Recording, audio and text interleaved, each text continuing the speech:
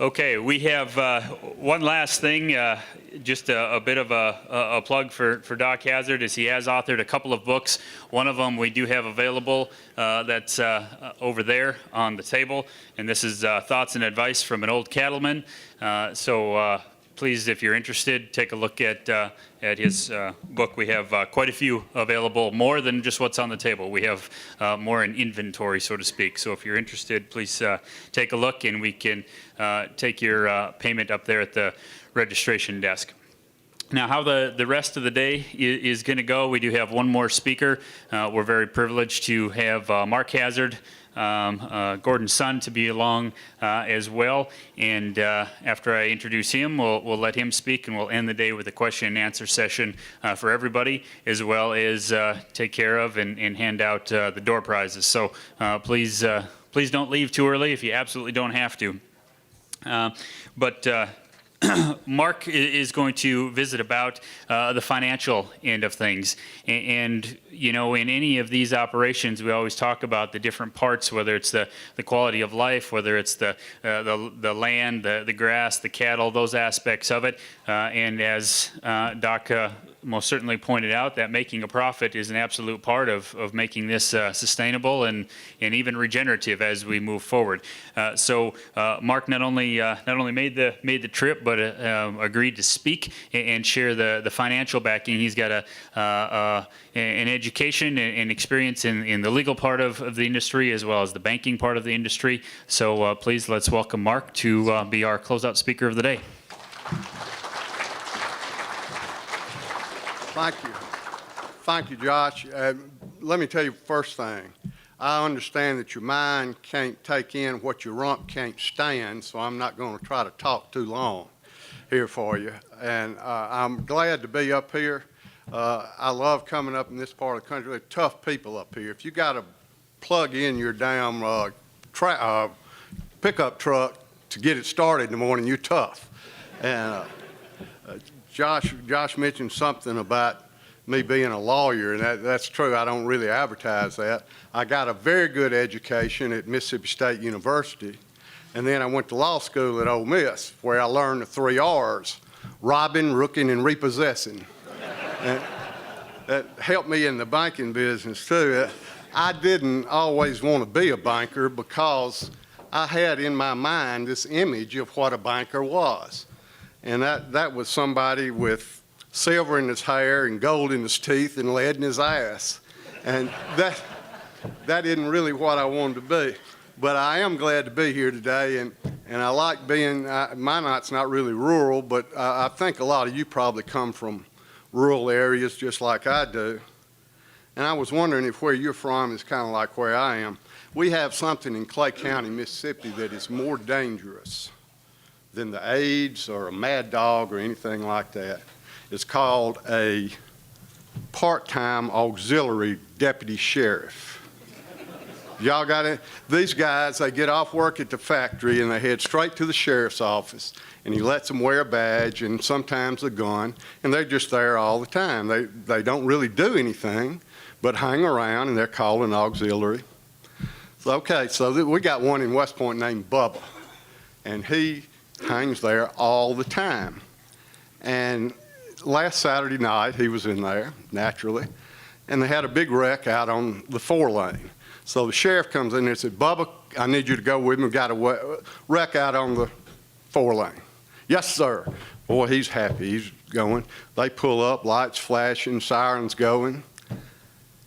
And it is a bad wreck, and the sheriff gives Bubba a pad and says, "Bubba, you walk with me and you write down what I tell you." "Yes, sir." So he walked down and said, "Chevrolet in the left-hand ditch." "Yes, sir." D-I-T-C-H. And they walk over here and said, "Bubba, write this down. Chevy pickup in the right ditch." "Yes, sir." D-I-T-C-H. And they're walking back, and the sheriff said, "Oh, my God, there's a head in the middle of the boulevard. Write that down." He goes, B-L-B-C-D-I-T-C.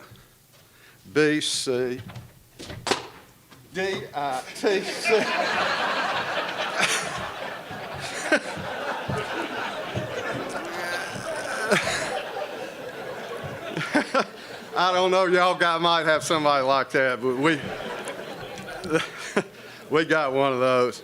Now, what I'm going to tell you, and naturally, being around Doc as much as I have, some of our stuff is the same. We unfortunately didn't compare notes before we came, but I'm going to tell you my 5. When I was in the bank, I was president of the bank for 25 years, and mainly what I did was ag loans, and mainly in some crop loans, mainly cattle loans. But I'm going to tell you, for my cattle customers, the 5 things that I believed in. And number 1 is burn your tractors. You've really got a better chance with 4 ex-wives than 4 John Deeres. Because everything, as Doc said, that you have should be appreciating in value. And if you have all this equipment out there, it's going down in value. And if you do proper rotational grazing, then your grass is getting better and your cattle are getting better. And the only things going down are the things that are depreciating and rusting. So that is one thing that, and as Doc said, every guy that would have 30 head of cattle, he wanted a tractor and a rake and baler and all this stuff. And I could sit down with him and show him and refer him to a person to buy his hay from rather than spending all that money. And it always worked out for him. The next thing, avoid heart attacks. Beware of leverage in high debt loads. In the 1980s, if you remember, it was full of leverage buyouts. Companies were borrowing all they could, and they didn't think it would ever end, and it always does. So if you can, creep forward through accumulation rather than taking great leaps through taking on a lot of debt. I can tell you now that it is impossible to borrow enough money to make yourself rich. You got to go slow, and you can get there with good management practices. Number 3, if it don't fit, don't force it. You got to do what your land and your climate give you an advantage of. In most of this country, that's growing grass. In Mississippi, crop farmers spend millions of dollars per year killing Johnson grass and crabgrass. And those are 2 of the best summer forages we have in Mississippi. And the good Lord gives those to us free. So without exception, the successful and profitable operations have found ways to utilize their forage. A cow, a bovine, is born knowing how to eat. How to eat grass. We don't have to teach them that. We put them out there, and that is the advantage that we have in the cattle business over the hog people and the chicken people. They got to carry their feed to them and feed them for every pound they gain. In our business, we have the ability, just on grass, to take our cattle to 800 to 900 pounds. And at that time, we can do what we want to. But we have a real advantage by using the grass and not the feed. The 4th thing, stay out of the coffee shops. To get ahead, you got to be positive, you got to be innovative. And I have yet to go into a coffee shop where everything isn't bad. The price is bad. It'll never rain again. That boy out there is trying that and it'll never work. That is always the way it is. And when I think about negative connotations, a lot of times I think about the national news. And remember when Dan Rather was there was a lot of bad news. And I remember the story about CBS moving to a new studio. And so Dan was going to do the news, and he was wandering around looking through this studio, and he came in the back, and there was a time machine that he could sit in. So being a newsman, he sat in there, and he punched the button for colonial times. Just like that, there he is in colonial times at a town hall. And in colonial times, what they did was every afternoon the people would gather at the town hall and someone would read the news of the day. And so Rather walked in and the fellow came up and said, "Your turn to do the news, but you're in luck. There's this young fella named Edison that has invented the light bulb."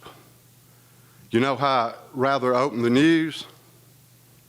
"Today, disaster hits the candle industry." That is the kind of stuff you get if you hang around coffee shops. You'll be scared to death to try anything new because they're going to tell you you're crazy.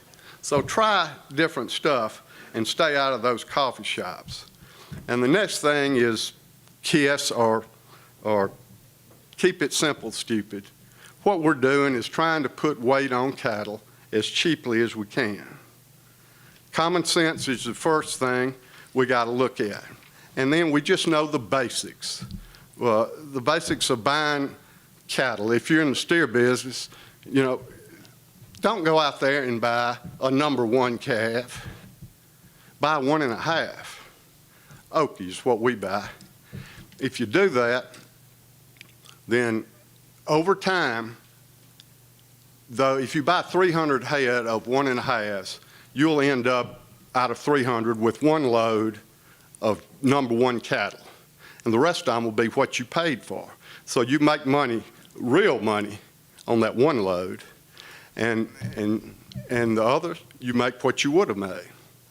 Also, if you're going to buy 1.5s, which is what we do, don't forget that a sorting stick is your best friend. When you're going to sell those cattle, sort them. Sort them by types, by weights, before you ever show them to the buyer. Because remember, if a cattle is short, they always knock off for short cattle.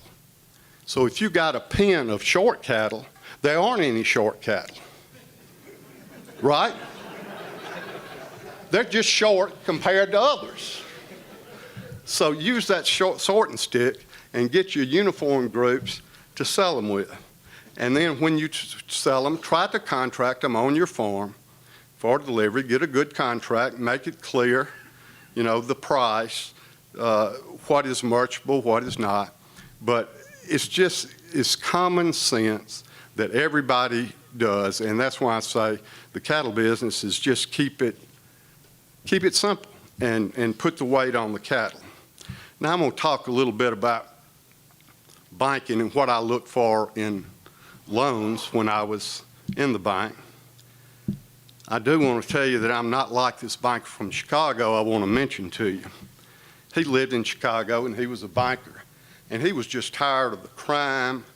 He was tired of the traffic, the job, everything, and he had always wanted to own a ranch in Montana and just live on that ranch. So finally he just had enough. He sold everything he had, bought a ranch in Montana, a few cows, a horse, a little cabin, and he was happy. He had been there a month, riding every day, looking at his cattle. And he got to thinking, you know, I hadn't seen anybody since I got here, not one single person.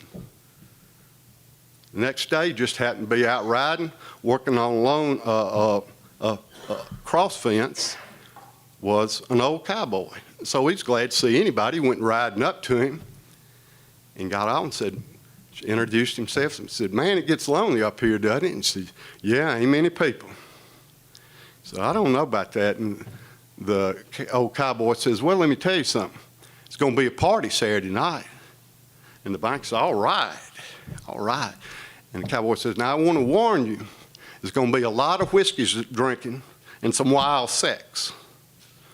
And the banker said, "All right, what should I wear?" He said, "It don't matter, just going to be me and you."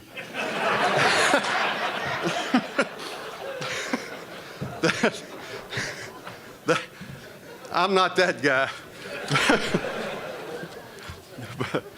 But what I'm not going to hold you here all tonight, but what I want to tell you is when in the bank, what we did, every loan, whether it's for a motorboat or a mortgage, we looked at 3 C's. And those 3 C's are character, collateral, and cash flow. Now, character, by far, if you're loaning money on cattle, is the most important. It means that your word's got to be good, you've got the experience, you're a good manager. And when I look at someone's managerial ability, then there are a number of things that you look at. His attitude. Does he look for ways to solve problems, or does he make excuses? Can he plan his operation out? Does he know where he wants to be in a year or 5 years or 10 years? And you need to write those down, because if they're not written down, they're just hopes and prayers. But if you write them down as goals and set out, that you can plan to achieve those. I want someone that'll work both with his mind and physically, one that does his thinking through each decision that he makes. When he makes a decision, I want him to say, is this going to make me money, or is this going to cost me money? And that's the way, because these guys that I was loaning to, most of them had jobs, they had town jobs. And they were using their farming operation really as an IRA, as a way to at some point retire and have something. And so not only do they evaluate, what do they do with the money that they make? Do they put it back in the operation? Do they have the foresight to look out at problems that could be coming up and then take the steps to either lessen those effects on them or to avoid them altogether? And then the knowledge, and you get the knowledge by experience, you get the knowledge by reading, you get the knowledge by coming to events like this. And then collateral. What we would do is we would loan 75%, most of them were steer loans, we would loan 75% of the cost of that calf. That would be our investment, the bank's. His investment would be the other 25% and keeping the cattle up until they're sold. That way we had some market protection with 75%. But another thing, if the bank had 100% in that calf, and it was cold and it was sleeting and it was early, it would be pretty damn easy to roll over in bed and say, that's the bank's cattle. When it's our cattle, they'll get up and go. And so we would always require that they have skin in the game and money in the game. And the next thing would be collateral. I was talking about that. And I want to know what kind of cattle a man's going to buy, where he's going to get them, his plan with the cattle. And a lot of times, do any of y'all here deal with order buyers? Sometimes that's how people buy cattle in Mississippi primarily, is for steers. They call in an order to someone. It's got to be someone trusted. Describe what they want, what they're willing to pay, and these companies go to sales all over the state and surrounding states and get your order. And you got to watch them because they can be slick. And I got something here I want to read to you. It's called the order buyer's phone call. Okay? Hate to bother you at your sale and get you up out of your seat and keep you from buying junk cattle and finding more cowmen to cheat. I just got these cattle you bought. This was your very last chance. You're the worst order buyer in history. You'll send no more wrecks to my ranch. You bought me a whole load of heifers. I know I ordered steers. Registered Angus I asked for, but these have long floppy ears. They're supposed to be fancy framey calves, not Okies 2 and 3, and the invoice shows they came from 7 sale barns in Tennessee. Instead of 5-weight cattle, they range from 3 to 8. Your driver got lost in Arkansas and the truck was 2 days late. I wanted some cattle that had it all, and these most certainly do. Shipping fever, bloody scours, and some coccidiosis too. Half of them were laying down. They barely crawled off the truck Most of them won't live through the night, even if I have good luck. I would have sent the whole bunch back, but they were all too worn out to load. And if you won't try to make it right, I'll just turn them out in the road. Pay the freight, forget your commission, and drop them to 202, and I'll see if I can't doctor them up, and I'll promise not to sue. You'll do it? Well, all right then. Let's just go on down the road.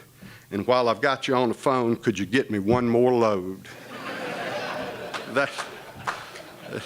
So, my customers, I would always want to know who they were dealing with and how they were going to get their cattle bought. And the last thing I'll touch on is cash flow. You got to tell your banker how you're going to keep your operation afloat until the cattle that he's financing are sold. Their expenses involved, and people got to remember, and they couldn't understand, cash pays back loans, not collateral for a bank. I could have a man come in with all the collateral, willing to put up his house for a cattle loan. But if I couldn't make his numbers work and he couldn't make his numbers work, then all I would have been doing was taking his house.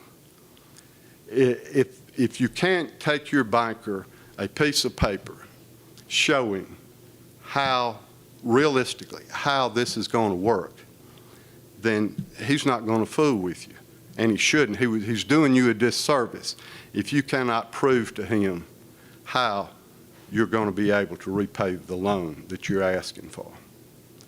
And that is the way, I think, to approach a banker.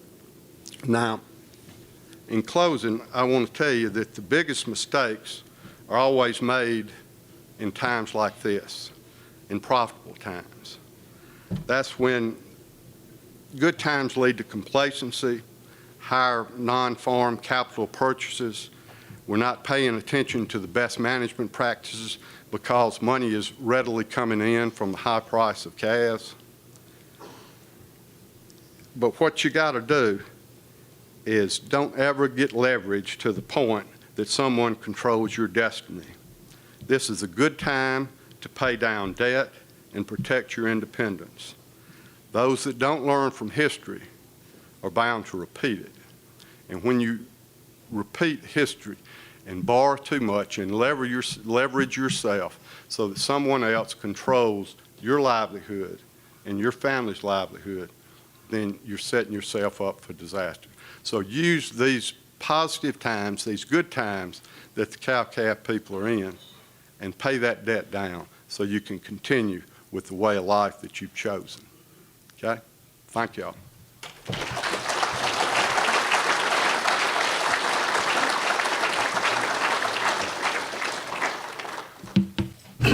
Questions for Mark?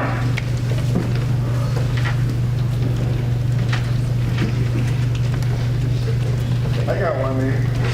When do you think long-term interest rates will be going up?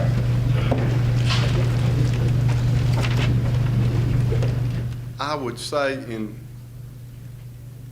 2 years and 14 days. That's as good a guess as anybody else. I would say probably after a new president's elected.